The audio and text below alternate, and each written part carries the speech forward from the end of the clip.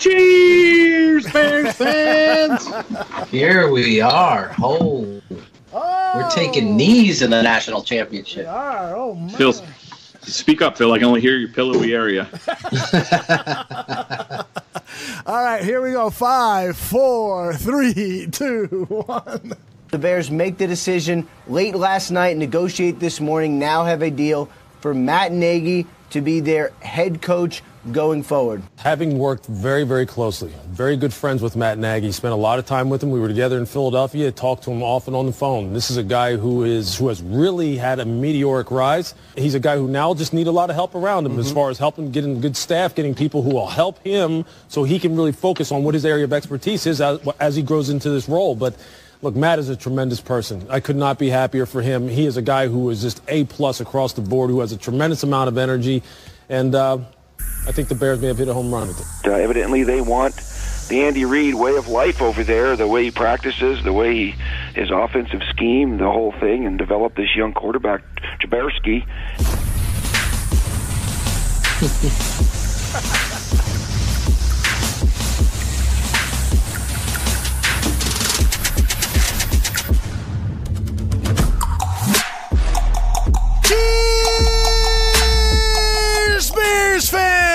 This is Bears Hour Live with Draft Dr. Phil and his guest, Shayne, the smartest man in the barroom, Marsaw, and we have proof of that we'll talk about much later.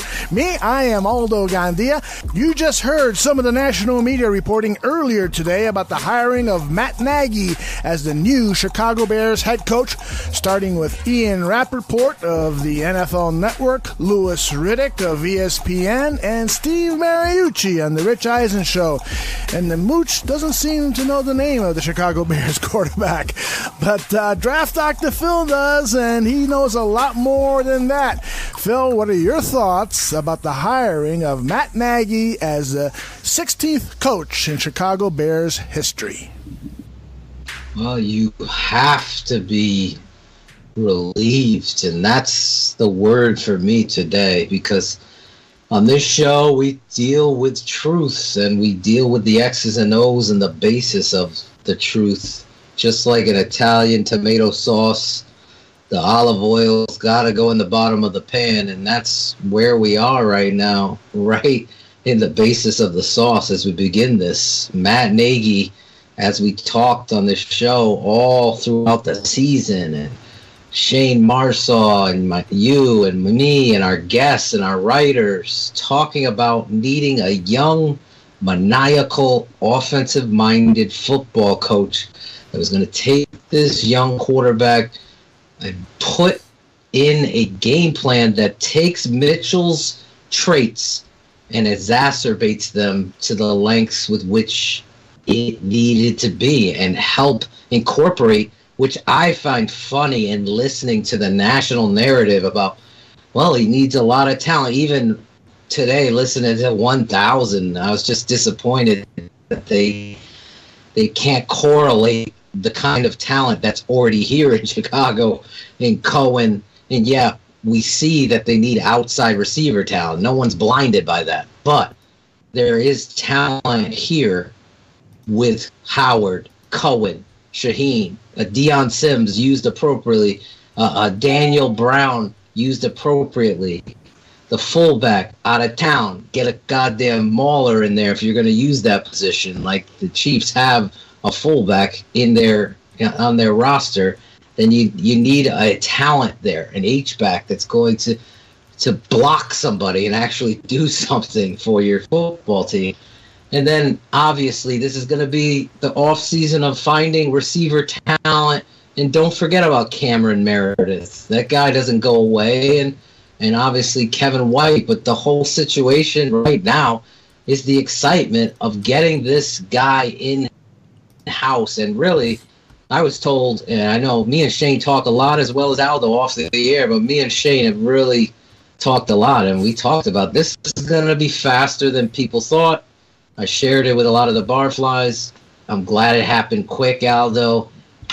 Honestly, just like we talked about in the year of the quarterback, Shayne Moneyman Marsaw, we talked about the year of the coach and how Ryan Pace needed to be precise. Who's his guy?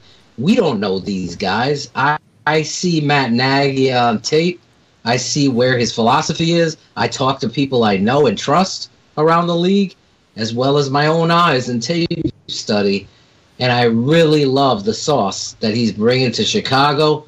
But I gotta say, props to Ryan Pace, because he went in, did his due diligence, and went after his man, just like we talked about with Mitchell Trubisky. And I feel like, as I said off the air, Aldo, I'm sitting on a raft in Belize just floating because finally I feel like there's a direction, an offensive direction, and we'll get into Matt Nagy's X's and O's, but I feel like there's a direction and a path really focused on this young quarterback. We said this offseason has to be all about Mitchell. Any freaking blogger, fraud, writer that doesn't understand the importance of a quarterback. The NFL, there's talent on every roster. The greatest football players in the world. Alabama can't beat Cleveland, okay? That's ridiculous. Granted, they can't beat Georgia tonight, sorry, Shayne, but Georgia can't beat Cleveland, all right? Whoever's winning. That NFL level of football, it takes a very special person to lead a locker room, but also have a plan. So many times this past season, we've seen a team lost without a plan, without a direction. There's so many gaffes in regards to their coaching decisions. I'm really excited from what I'm hearing from my people about Matt Nagy. And to read that story, KansasCityChiefs.com, I put it up there on my timeline.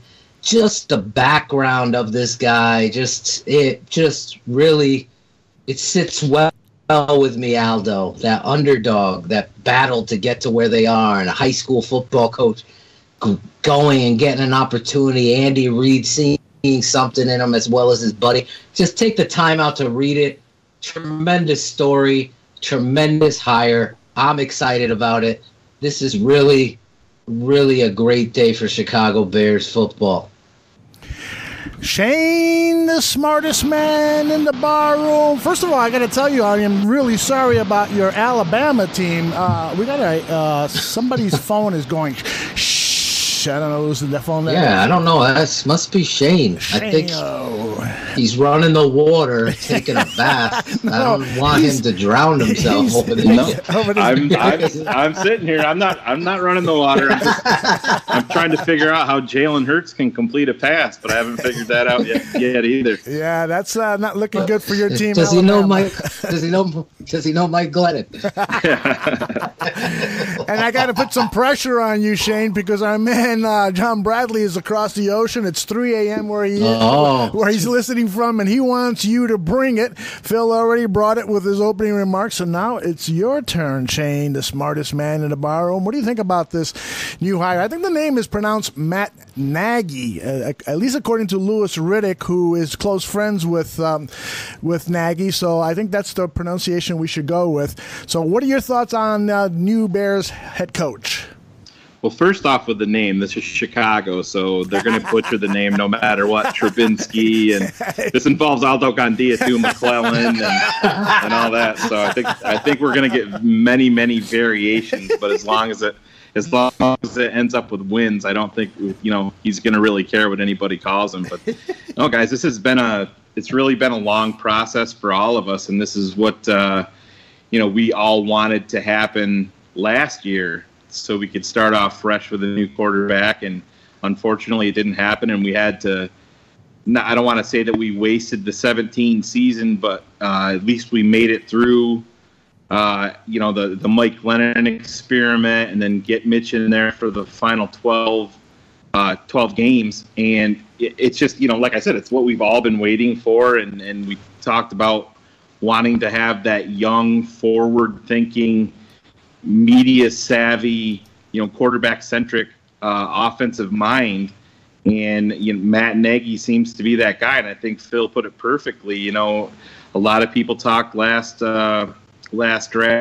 You gotta you got to get that safety and settle the safety group in Chicago, and it was really always about the quarterback. And you saw Ryan Pace, just like Phil said, he found his guy, and he didn't care with the outside pressure or what the media was going to think or these quote-unquote experts about him moving up just one single spot. He saw his guy, and he was going to get it, and we saw the same thing with this coaching hire. Myself, Phil, you, Aldo, all the Barflies, Bears fans that tune into us, the first thing that we complained about at the postseason presser was talking about Ted Phillips and George McCaskey, making their presence felt, and that everybody was very upset that they were going to be along on the interviews. And I didn't hear anybody say, well, maybe the Bears are going to move fast, and the potential coach has to meet the ownership and the team president at some point, and that's exactly what played out. It was kind of a one and done interview, and they didn't want to take any chances that Chris Ballard in Indy was going to make a move and try to secure Nagy's services there in Indy to kind of re-energize Andrew Luck moving forward. And again, Pace got his guy. And do we know if he's going to be the right guy? No, none of us do. But none of that right now at this point should matter. It's a new direction, just like it was on the draft when they moved up and got their quarterback. And like I said on the last show, guys, I hate to use that word synergy, because in Chicago that reminds everybody of Mark Trestman and Phil Emery, but they have it. They have the young GM that has found his quarterback, and he has found his head coach. And these guys are all lined up now on the firing line, and that bullseye is aimed right at Ryan Pace's head, and that's exactly where it should be. Nobody should be scared of that. We heard the dry mouth that Ryan Pace talked with. He feels the pressure, and I think that's a good thing. If he knows that he's on the firing line, then it's hopefully that just makes him work that much harder and stay out there, and just that extra hour watching tape and trying to improve this team. This is a huge day for the Chicago Bears moving forward. Now we know who's going to lead us, and now next we want to see how this staff is filled out. There's word tonight that Dave Ragone's possibly going to be staying on as quarterback coach. I think something like that, it means that could be some input from Mitch Trubisky on how he worked closely with Dave Ragone as his quarterback coach this season. So we're off. Now we're waiting on Fangio to see what happens, but this is a big time in Chicago, guys, and I hope that the fans are excited about this. They should be. They deserve it. Well, there'll be no more questions, Aldo. Really, just to piggyback for the Barflies and loyal listeners, there was always this shadow of a doubt in regards to Pace and Fox and the drama and the person. There was just so much to weave through and try to get through that the product at the end of the day should have been stupendous. But the arrogance and the talking down and the old boys and that were all that build up to the losing. And Ryan Pace being that hidden figure behind, there's no questions anymore. This is Ryan Pace's team. Like Shayne said, the onus is on him. You knew, and he felt it after that presser, whatever feelings he had for Fox, and we were joking around about it, but you knew the pressure was on, and the focus and the determination to get it right and get it done fast, obviously. That's why they had Phillips, and great job by Moon Mullen bringing that up, bringing those two, because even I was critical of it. I'll be the first one to admit when I'm wrong. Their plan was to have them ready to assess properly who was going to be the next head coach immediately so they can get going in the off season and getting the staff together, because the Senior Bowls are coming up, all these coaching people and how they know one another, all this stuff is going to be happening, and the Bears are out in front of this with the guy, their guy, and that right there can't be overlooked because of the head start, because of the feeling around the Chicago Bears. This is their guy, young coach, 39, GM 40.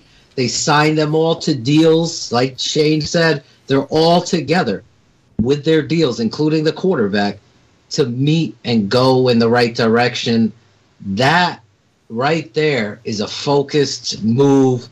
I believe Ryan Pace was bullshitting when he was saying he just decided that night. Other than that, it's like Shayne said that night. Hat off to you again, Shayne.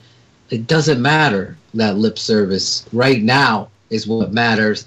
And right now, you have Matt Nagy coming in as the Chicago Bears. Matt Nagy coming in as the Chicago Bears' next head coach. And you got to be fired up about that, all of them together.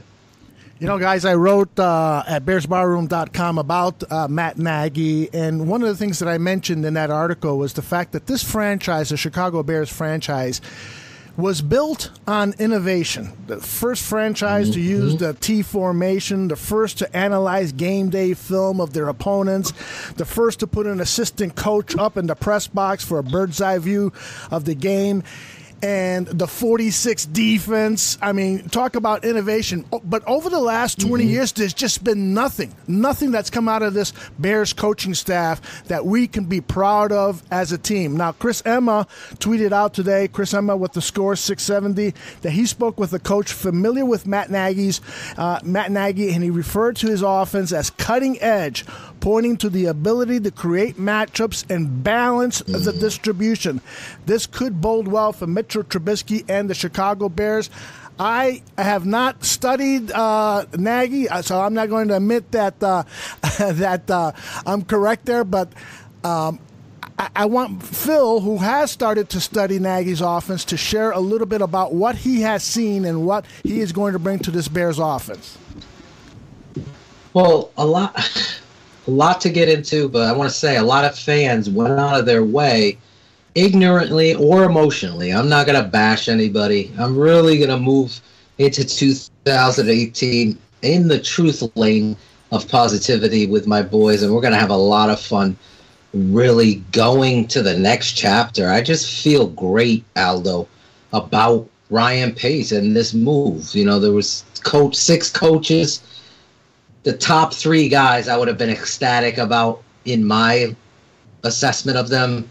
They got the guy. They got their guy out of that. So that's where I'm going. When I look offensively, X's and O's wise, if you look at the charted plays, because I was getting into the point where a lot of fans were just getting upset because the Chiefs did fail miserably in a game they should have won. And that happens. But if you know, Andy Reid was calling the plays. It was documented within the game that that's what happened. Nagy running the plays. You saw a transformation of the offense and what we talked about with Dowell Loggins lacking a feel for the X's and O's, personnel, using Kelsey to get motion and get him freed up, where the quarterback understands, now we got man-to-man. I've put him in motion. Now that he's in the bunch set, now we can run the tight end screen to him.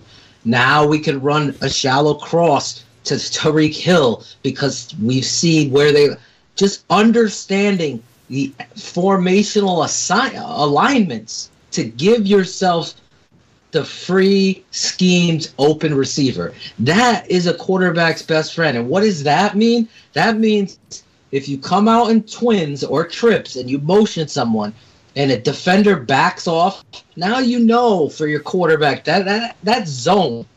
Now the quarterback understands the concepts of the routes and can go through his progressions accordingly. These little formational trades and motions help young quarterbacks. And then you get 3-step game. If there was a more explosive offense, Matt Nagy calling it, there wasn't any. Now, granted, Tyreek Hill, I've heard people say, well, Cohen's not as fast. No, he's not. He's just as explosive, though. And when you look at how Dowell misused that football player and Jordan Howard behind him, the comparisons are very, very close. And I'm a big Howard guy. Just look at how the read option game will be a part of what Mitchell does. It was a part of what he did at North Carolina. It's going to be a part of what he's going to do with Nagy as the offensive coordinator and head coach. He's going to call the plays. That's a great thing. And we'll tell you why in a second. But X's and O's wise, think about the run-pass option. How many times did you see Mitchell throw his best balls? Shane, you can back me up on this. We're off mesh point, throwing that slant or that in cut to right or Inman coming. He felt comfortable in that, and you didn't see that often. Guess what? The back right there from Indiana, Hoosier, he hits it and doesn't quit it. That's where he's best, from the shotgun. In 2016, Aldo, Jordan Howard was the best runner in football from the shotgun position. Jordan Howard is tremendous, guys. Let's just be honest. Any coach coming in here is ecstatic that you have him and you have an accurate young passer. Those are two pluses in here. What he's getting is just like Kareem Hunt over here in Chicago. Now you incorporate that mesh point, those run-pass options where Mitchell's able to pull, read, pull, throw, flanker screen, motion, Tariq Cohen, get those linebackers to false step. All the things we talked about that you ended up seeing in one game against Cincinnati and then they disappeared all the time, they have to become the formulation of what teams have to prepare for.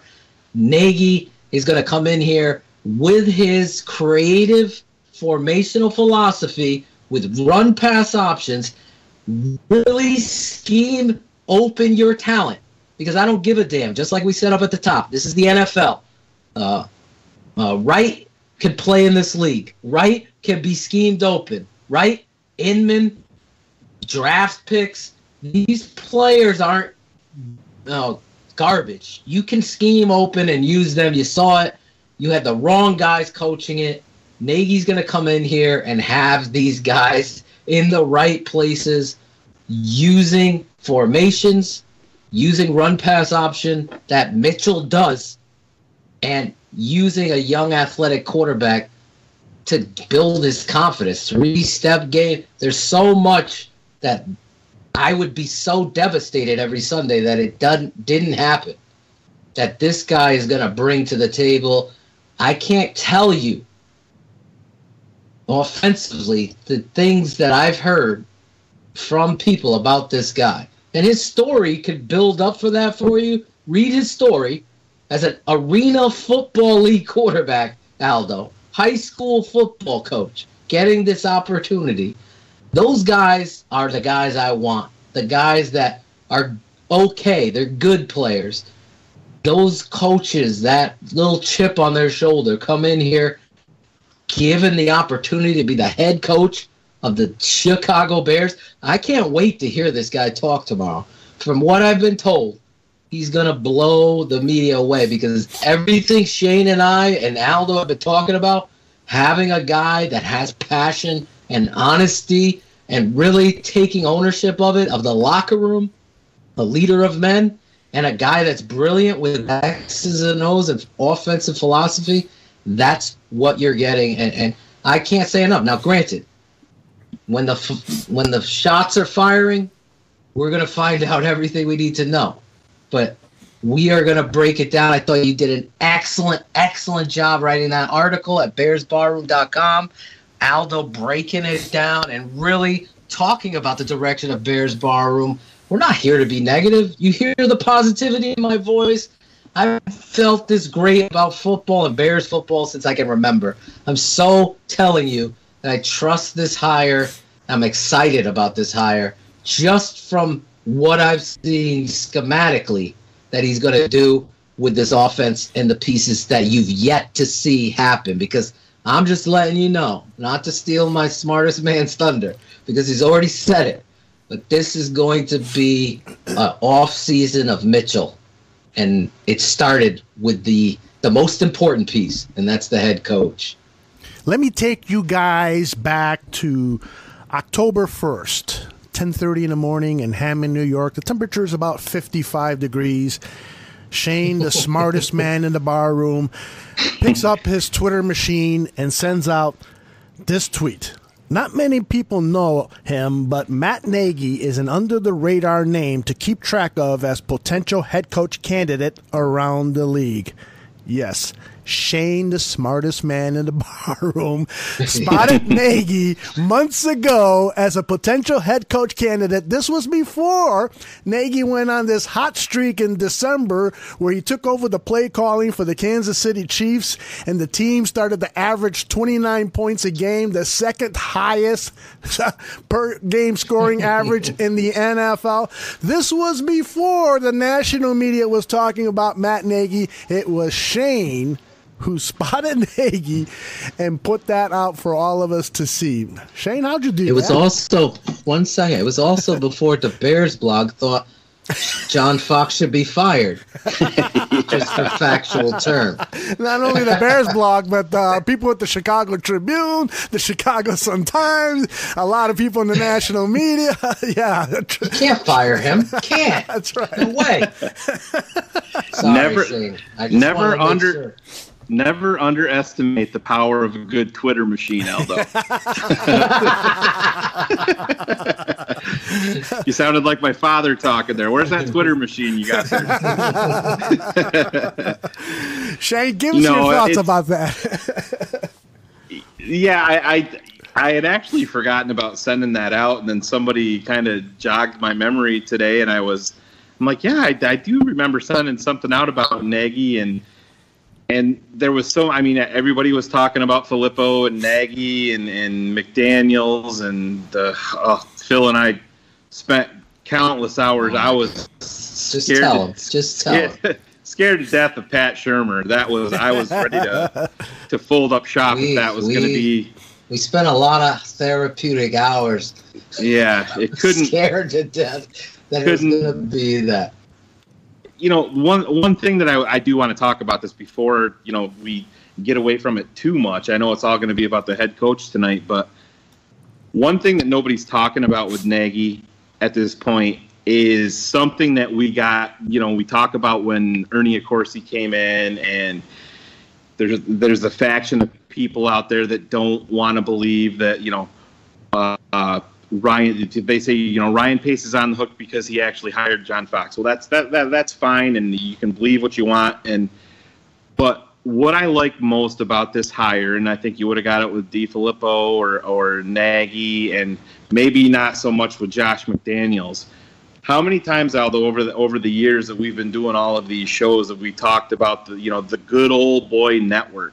Mm-hmm. In the NFL, and that's an actual thing, and it really is. And this is what we're talking about when you read that little blurb there that his offense is cutting edge and forward thinking, and talking about things like that good old boy network. We're away from that right now with the you got the 40-year-old GM, the 39-year-old head coach. You got the young, ascending quarterback, and I really don't think that that's something that can be undersold. It's going to be on Nagy now to bring in the proper staff, and I think there's going to be some experienced guys within that's going to help him out also. So we're not going to be totally away from the good old boy network, but at the same time, another thing with Nagy, Phil kind of brought it up. You're talking about him playing in the Arena League. Guys like that have always had to work every single step of the way. You heard Nagy made the comment that he felt like he was good enough to play Division I football, but he didn't get the chance. And he went to Delaware, and he put up great numbers before Joe Flacco came there. And then he's bouncing around. He's playing in the Arena League. He's playing for all these different teams, and really busting his ass at every single stop to keep his name relevant, to keep his name out there. And then really his angel on his shoulders really at that point is a guy like Andy Reid that he's been connected to since 2008. I mean, he's been with an Andy Reid coach team since 2008. So I mean that's a long time. And Shayne, also Andy Reid said, this is quoting him, that he is the best head coaching prospect he's ever had. Just to piggyback off you there. That is important. It absolutely is, and it's relevant when you see that who was one of the, until they lost their starting quarterback, who was the hottest team in the NFL, the Philadelphia Eagles, and that's where Doug Peterson came from. That was Andy Reid actually signed Doug Peterson as a free agent to start the year that they drafted Donovan McNabb as his veteran quarterback, and then he bounced around a little bit after that, and Andy Reid brought Doug Peterson on his staff, and he was with Andy Reid all the way up until he got the head coaching job in Philadelphia. So, I mean, we're talking about these coaching trees, and I know people have a problem with the Bill Belichick coaching tree, but it's really hard to find any issues with an Andy Reid coaching tree. And a lot of people like to say, Andy hasn't won the big game, and they're holding him accountable for what unfolded here the other day in the playoffs, and that's something that Andy Reid is going to have to own. And Matt Nagy was still a part of that, and hopefully he learns from that and realizes when you have a superior running back and you have an 18-point lead, you can't forget about that running back. But it's just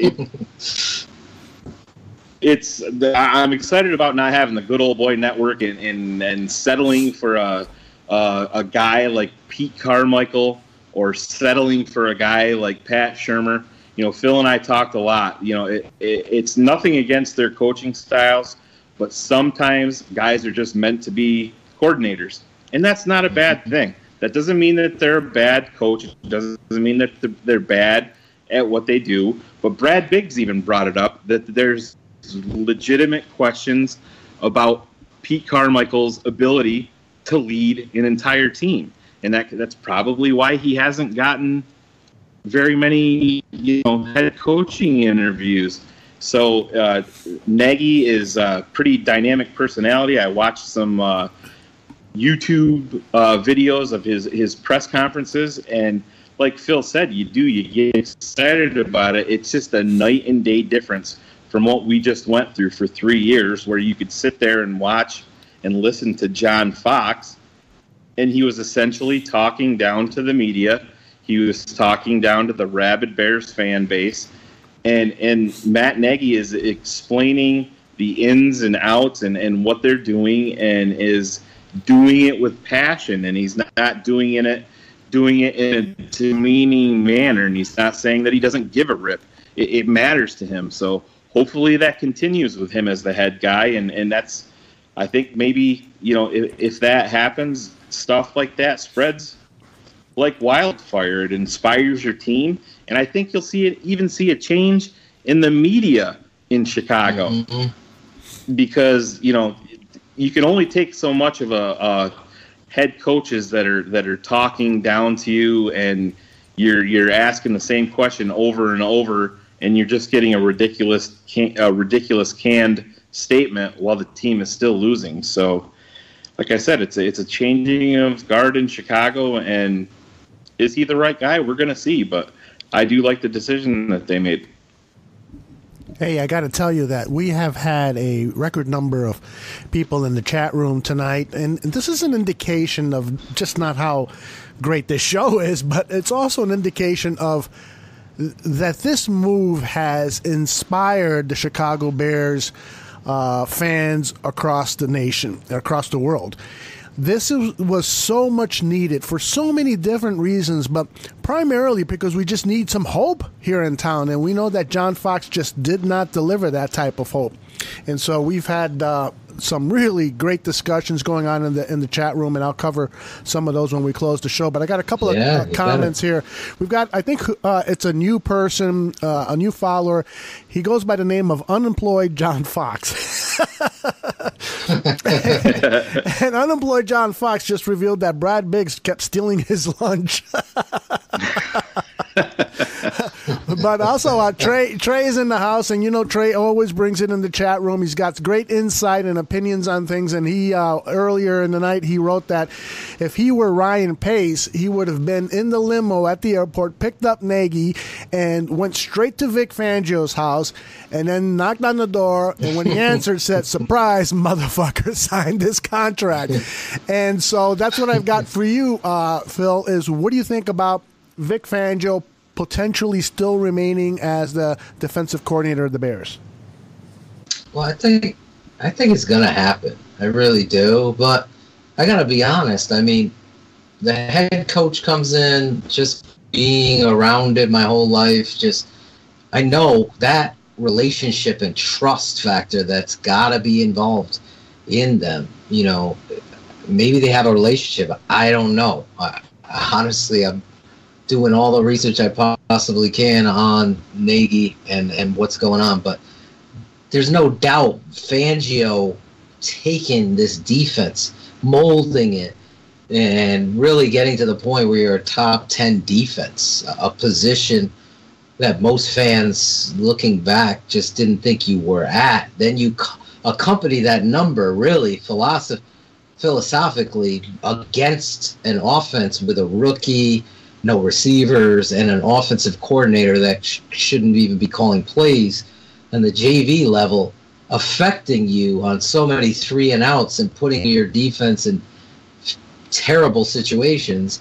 Some of these numbers that were put up are so impressive. And you know, I'm at that point, like, if you don't get Vic, I'm okay too.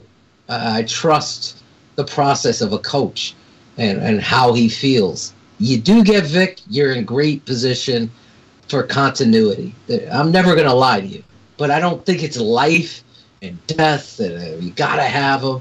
I really want fans to realize the importance was the guy standing up in front of the room, delivering the message like Shayne delivers the mail, with a smile on his face, with passion in his heart, an opportunity, as Shayne and I were saying, from the Arena League building up and really knowing this is my fucking team and I'm in charge, and I'm going to send a message down to everybody and all the fans that I care about them, about this team, and about winning, because John Fox didn't, let's be honest. And that right there is the Vic Fangio stuff I believe is going to get done. And it's a good thing, but I don't want there to be any kind of misconstrued truth.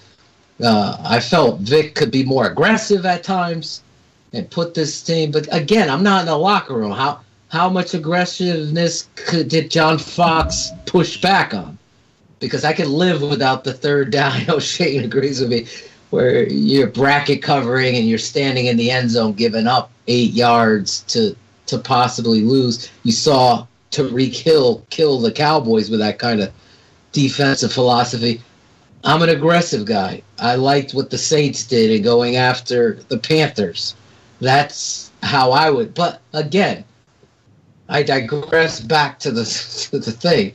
The point here with Fangio, I definitely feel like, from what I've heard, that this is going to get done.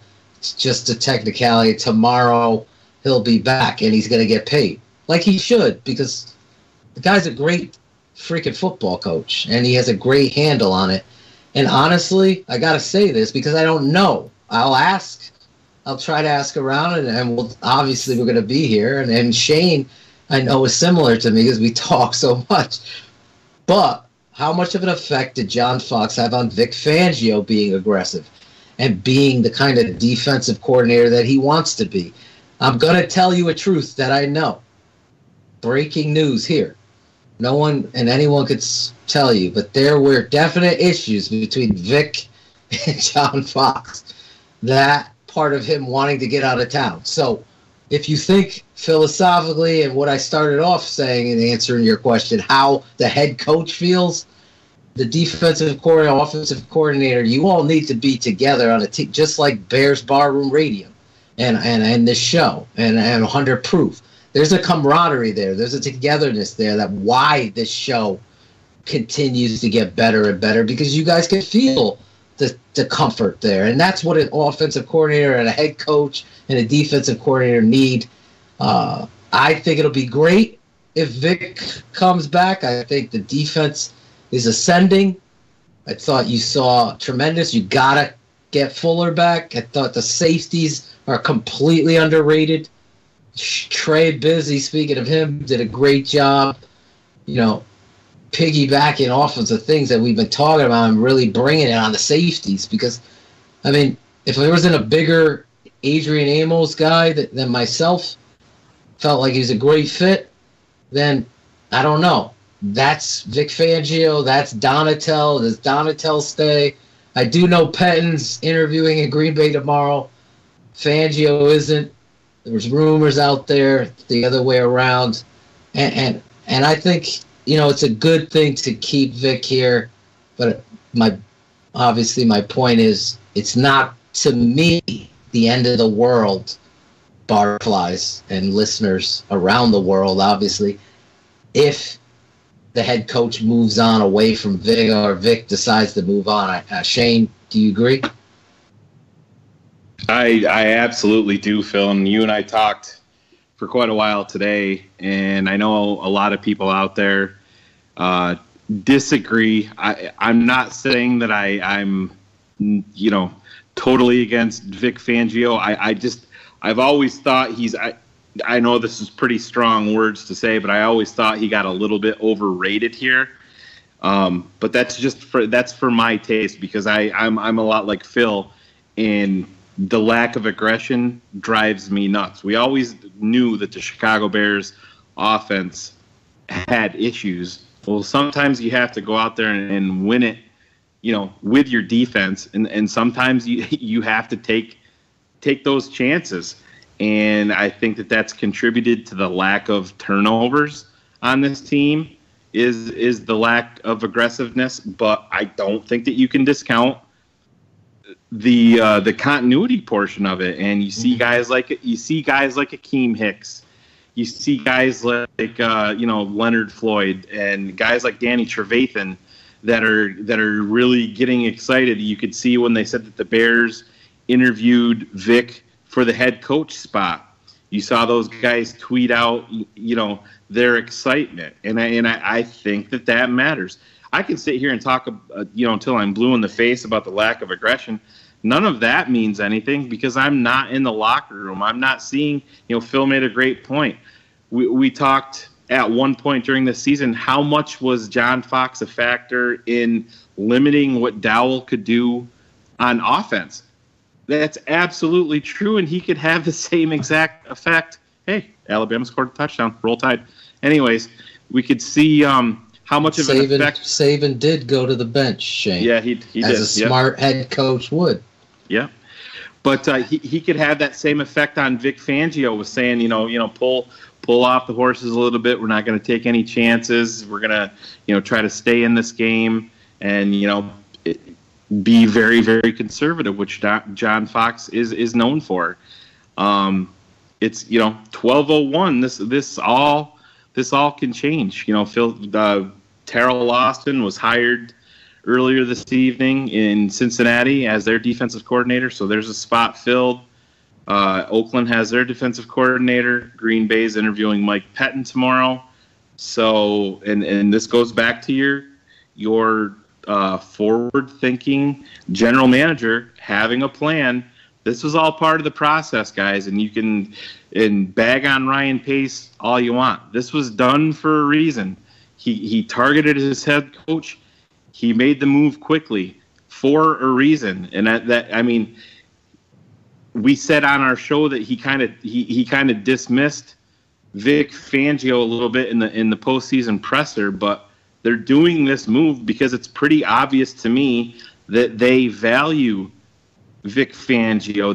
They denied him the request to go interview in Cincinnati so they can try to wrap this up. I think that's exactly why this was wrapped up so quickly with Matt Nagy with this in mind of getting back to Chicago and letting him meet letting Vic meet Nagy and seeing if they can hash this out, and you're essentially making Vic Fangio the assistant head coach, and Nagy's not a defensive guy. He's going to concentrate on the offense, and he can essentially tell Vic Fangio, you're my head coach on that side of the ball. It's like almost like having two head coaches, and I mean obviously Nagy's going to have the most power, but that's the benefit of having a guy like Vic Fangio having that experience. So it's going to be here. We're at 10:37 Eastern,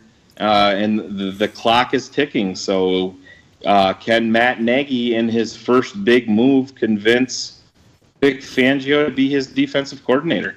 We're going to see here in the next couple hours, and it's that's going why to be a lot of fun to watch. Shane. Exactly. Shane. That's why he flew in. Let's be honest. It isn't for the presser tomorrow at 2. No, exactly. 1 o'clock. It's to talk to Vic and organize your staff and get it together. I also got to say, I don't know if it's the Fox is gone, but how about the Chicago Bears website stepping up in the pocket? It's starting to deliver. Behind the scenes, the coach flying in. The private jet went out there.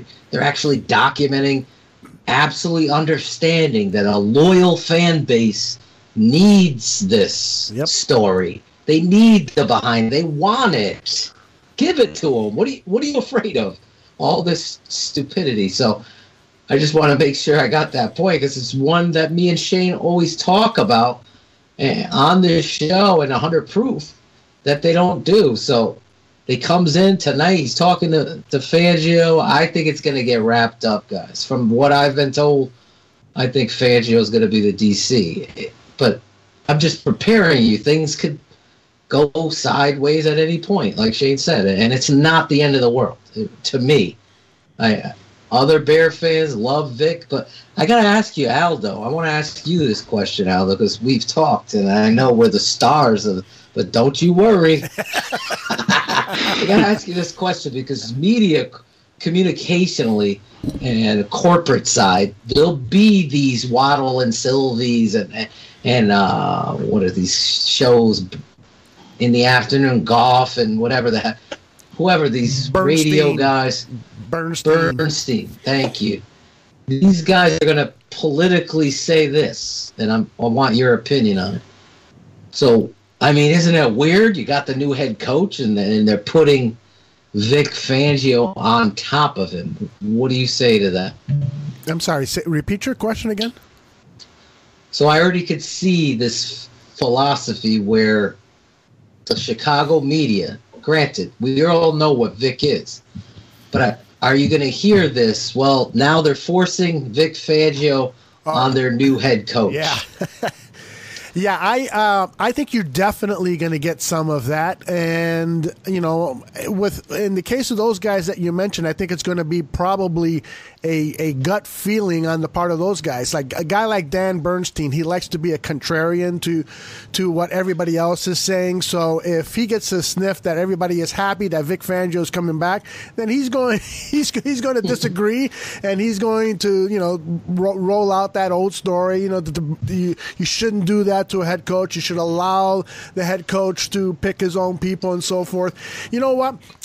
In the end, it doesn't matter what these guys say, because what does matter is the results. And we have results that Vic Fangio can deliver as the Bears head coach. Let's not forget the amount of injuries that Vic Fangio had to deal with in all 3 seasons as defensive coordinator. First of all, in his first year, he comes in and he has to totally revamp the personnel. And so he's playing guys who have never played that type of defense that he has. He's playing guys out of position and so forth. And then the injuries just mounted up. There were 16 guys or so, something like that, on IR, and so many of them were defensive starters. Yet what did we get? We got a defense that was a top 10 defensive type unit, and it can only get better. Now, some of the people in the chat room are saying things like, hey, we don't need to worry about Vic leaving and so forth, just get a replacement for him. And while that's true, but because there are other good defensive coordinators out there. You guys have mentioned that already. But I simply feel that the continuity of this defense, we saw it with Buddy Ryan in the early 80s. Mike Ditka was forced to accept Buddy Ryan as the defensive coach. And what happened? What happened? The greatest defense in the history of the football. And I'm not saying that's what's going to happen with Vic Fangio, but what we're looking for is a Super Bowl caliber defense. And oh no, Georgia just scored. I am so sorry, Shayne. No boy, flags. You're ahead of us here, Aldo. Oh, I'm sorry. You totally ruined Shayne's night. An 80-yard bomb. An 80-yard touchdown. Shayne, oh, Beautiful. Shayne, oh, Shayne. That's what happens when you can pass the football. Yeah. Uh-oh, the referees are talking, and there is a flag.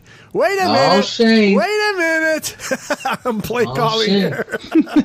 There's a discussion on the field. It's not going to be Vic. It's going to be... Georgia is upset. And this is coming back. There's no more mumbling. There's no more mumbling. Wait a minute. Is that Jeff Triplett? Yes. Back him up. Back him up. Oh, illegal. The touchdown stands, though. So. Yeah. They're calling what do they call? I have it on mute. Yeah, me too, so I don't know. But thanks. Barflies will let us know. They will definitely. Freaking bastards. I love them. Hey, we are 10 minutes away from being a true Bears Hour live show, and I know a lot of people want to get back to watching the game, including Shayne Marsaw. So why don't you guys give us concluding thoughts? First Shayne, then Phil, and then I'm going to do our typical shout-outs where I read some of the comments that our barflies left in the chat room. So, Shayne, give us your final thoughts, and then I want to remind everybody that Bears 100 Proof records tomorrow night, and so on Wednesday morning on your podcast stream, you're going to have a 2-hour-plus extravaganza. We only planned that show to be an hour, but it always ends up being 2 hours, 2 hours and a half. And so we have so much to talk about, it will definitely be about 2 hours. But, Shayne, why don't you give us some concluding thoughts, and then you can get back to hoping and praying and wishing that your Bama team post us out. Yeah, it's been a rough go with me in championship games. Yeah, with my Dodgers and now my Tide here. So, but no, back to the Bears. It's like I said, guys. It's a new day, and I just one thing that Brad Biggs just wrote an article, and he's got a couple of blurbs in here. One of them that really stood out to me was Brad talked to an NFL assistant who has worked directly with Nagy and also with Doug Peterson, and he called Matt Nagy the better coach and said his interpersonal relationships with the players were far superior. He called Nagy a rock star in the making as he heads to Hallis Hall, and that may sound like a little dramatic for the Bears when it comes to the front man who spends the most time spreading the team's message. And that's kind of what we've been alluding to. You have this guy, this potential rock star that is going to deliver that message that, like we talked about on the last 100 Proof, this guy that's media savvy, that's not going to sit up there. He's not going to disrespect the media, as difficult as the Chicago media can be. He's not going to sit up there and disrespect the fans and talk down to them like there is a bunch of mouth breathers, but there's a lot of knowledgeable Bears fans that are just as rabid as we are that do know what they're talking about. And when you got an old man up there like John Fox that's really just been coasting and thinking about his boat in Marco Island, talking down to fans and talking down to media, that doesn't create inspiration within your fan base or within your organization. And it doesn't create a winning culture on your team. You know, the Bears had games where they were just overmatched when you saw them play like Philadelphia, but a lot of the games this year, the Bears were in it, and it was one or two plays. And do they need extra talent? Do they need more talent? Yes, they absolutely do. But don't sell short the fact when you have a head coach down there that has a different outlook, that isn't just going to be dismissive of offense and taking chances and believing in your rookie number 2 overall quarterback. You know, put him out there. He's going to make mistakes, guys. We know that. That's part of the process. Don't limit him and say we're just going to keep him from making mistakes. They're going to happen no matter what. We saw that. Matt Nagy, he's in here. He's got us aimed and pointed in a different direction. We have our GM with the long-term contract, head coach, long-term contract, and we got Mitch heading into year 2. Chicago Bears fans should be excited. I'm not going to sit here and tell you that he's taking us to the promised land, because that's up to Matt Nagy. That's up to Mitch Trubisky. That's up to Ryan Pace to make the right moves. Nobody can sit here and say any of that for sure. But you know what? We have a hell of a lot better chance getting to where we want to go with Matt Nagy in this different direction than we do spinning our wheels in the mud with an old man that's riding out his contract in the sunset like we did with John Fox, that had a bunch of uninspired fans that didn't show up to Hallis Hall. We have a different direction, and that's exactly what needed to happen. So I'm excited.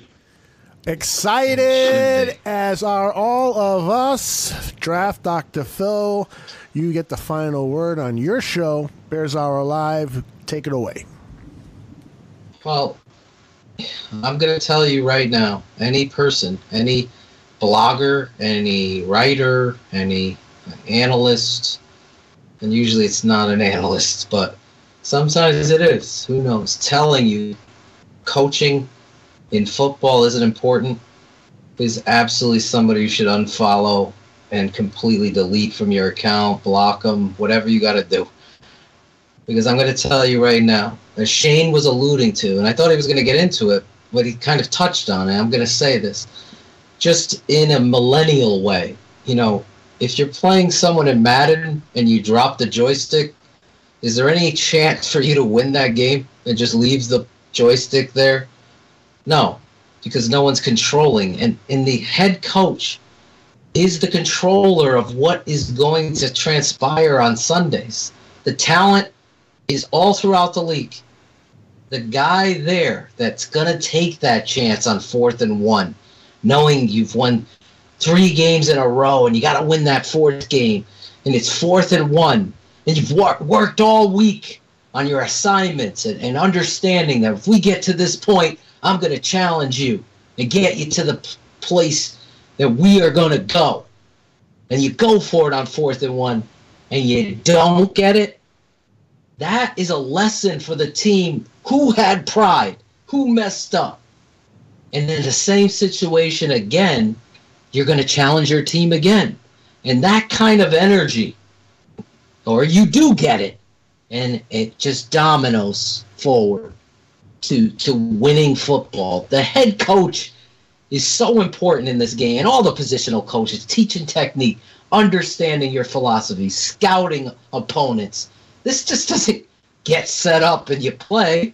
This is so much that goes into it. So I get so agitated and irritated to look at this football team and know, from what I know, it's like somebody who knows another language and they're trying to communicate to you and you can't. Bears Bar Room and Bears Hour Live and Bears 100 Proof has given us a platform where we can cross truths into reality and deliver and really express it. And I think this head coach and the philosophy and everything, Shayne, the media savvy, maniacal, understanding that he loved Mitchell Trubisky coming out, the fact that his agent is the same as Trubisky's, the fact that there's, you know, all these connections going forward, the compliments from Andy Reid, Shayne talking about the bigs, talking to another assistant coach, me talking to my uncle, who had great things to say about this young guy and the philosophy of him coming up and getting in a situation where he has to stand in front of this football team and let them know he's the guy in charge right now. I can't tell you in one Bears Hour Live show how excited Bears fans should be. because you've lived with mistakes of Mark Trestman and John Fox. It's all well documented what we thought about Fox and what he did. He came in here, he got rid of some of the bad things in the locker room, but ultimately held this team back. Obviously, Ryan Pace did the right thing, the barroom thing. Fire Fox. Trubisky now. That was the thing here. All of this came together because of you guys listening in. The loyal barfly, the loyal fan standing up, I truly believe made a difference. And now we're at this point where finally we're on the dawn of a new day and a new time in football where you could feel comfortable knowing that Shayne, Phil, and Aldo and their guests are going to break it down fairly and truthfully. Because today is a happy day to be celebrated. Tomorrow, as we record, and we're going to get all the sound bites, all the information from the Nagy interview. I got to get used to saying his name. It's going to be Nagy, so we'll go Nagy. We're going to get it all. We're going to break it down, what it means. Obviously, I wanted to get into the draft a little bit tonight. We're running low on time. We'll do it tomorrow. This means a lot is going to transpire with the draft and this football team. Tune in tomorrow for that because I got a lot to say about some nuggets I found out. And also, it says Ryan Pace stayed over Saturday night in Kansas City, waited on this guy, even through a loss, recognized what transpired, why it transpired, didn't change his philosophy and his direction. The guy blew him away in the interview, and here he is, going to be the next Chicago Bears head coach. I can't say enough about the importance of that. On Sundays are going to be different because you're going to feel like, and don't think that you haven't heard this before. This is where I get fired up, Aldo. I've heard national media, I've heard all these other media talking about John Fox on a broadcast. Say what you want, Fox is a great coach or whatever. There's a time where you see they've lost that fire. There's a time where you see it. And then the local guy will say, well, they're just not prepared. They're just not good. Those not good, not prepared moments in the NFL on Sunday when it matters most are where the head coach is needed the most. And he was neglectful, John Fox. Matt Nagy coming in here with a plan to promote and surround this young quarterback with all the talent and all of the schemes and formations and the attacking downfield trickery, the meshing West Coast offense with college spread concepts and run pass options are what Mitchell needs right now and is what's going to happen. And that, my friends, in Bears Hour Live, the Barflies, that right there, that coaching trust is going to transform this franchise sooner rather than later. And I am excited about it. Wow.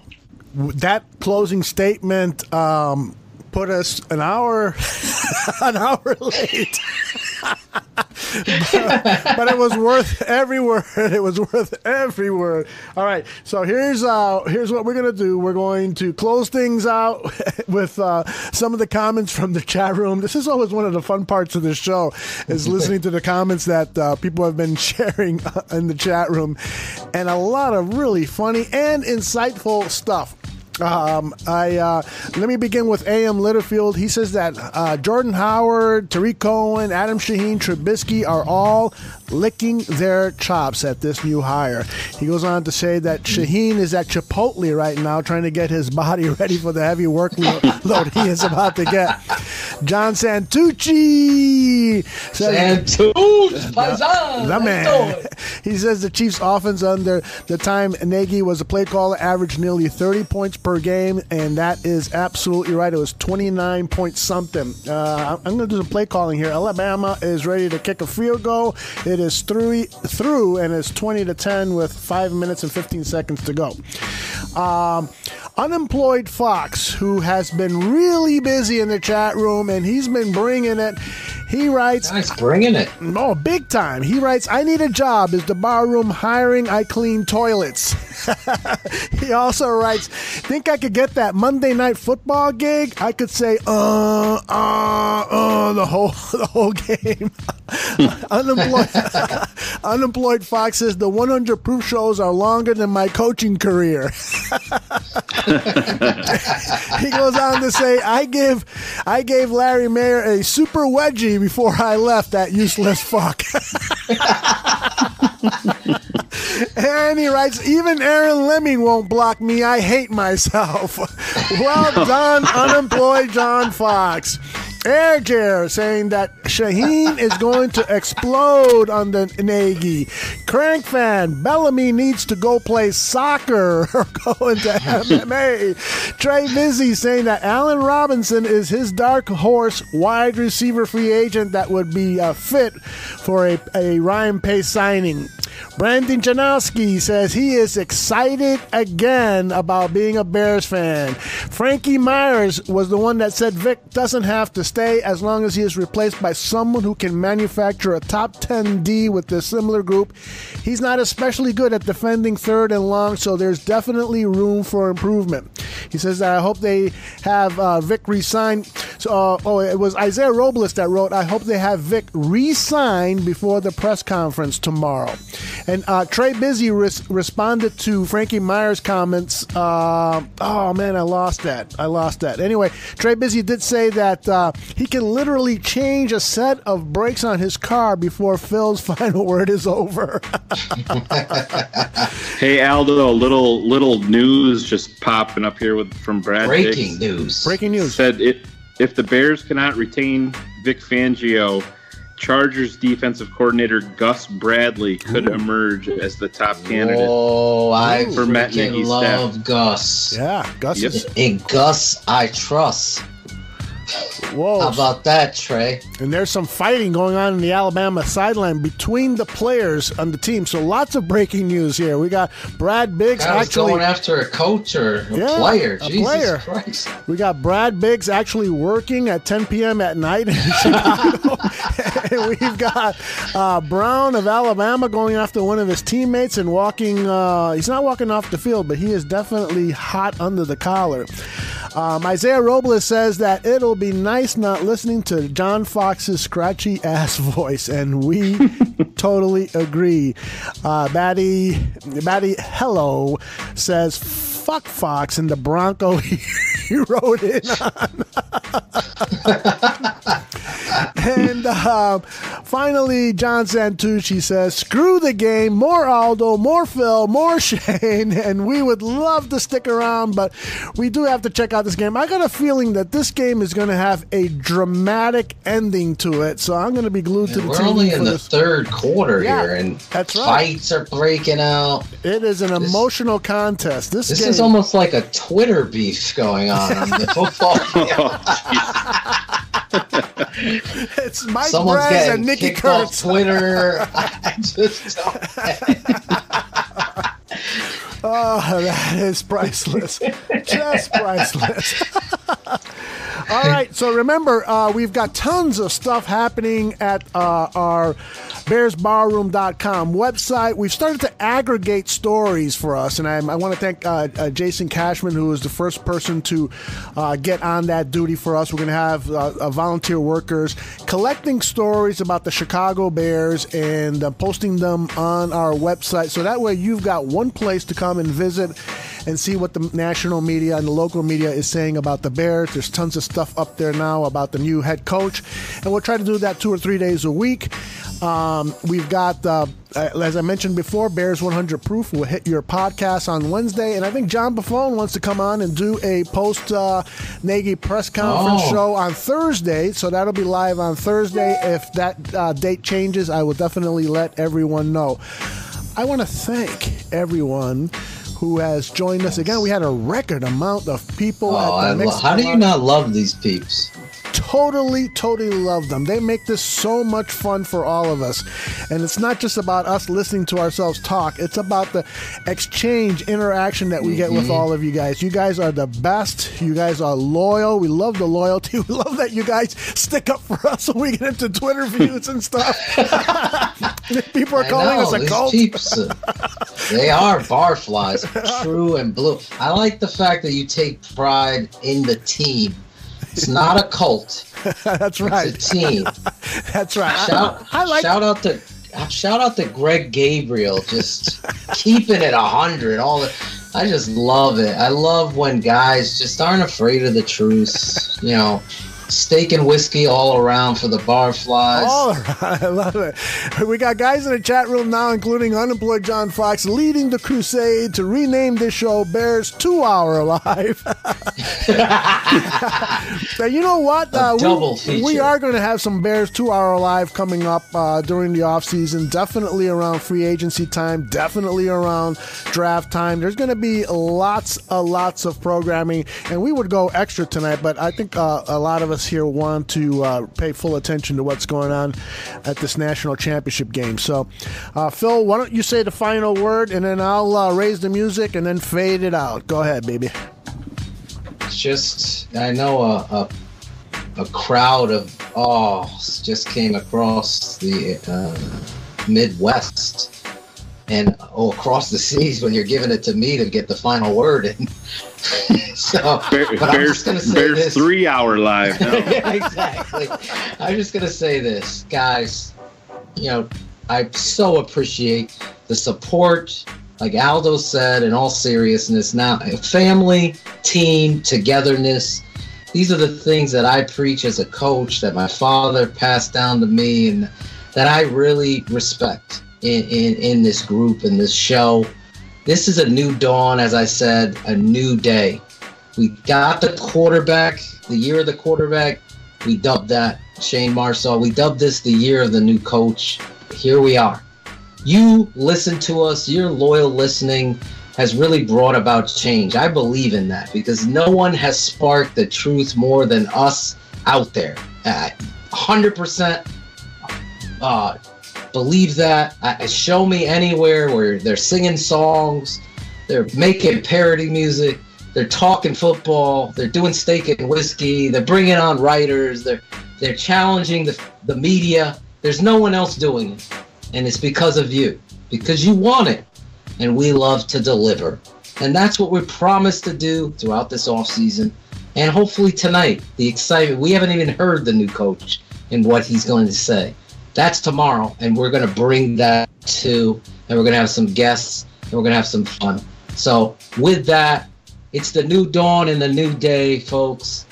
The Chicago Bears' new head coach, a young head coach with a plan.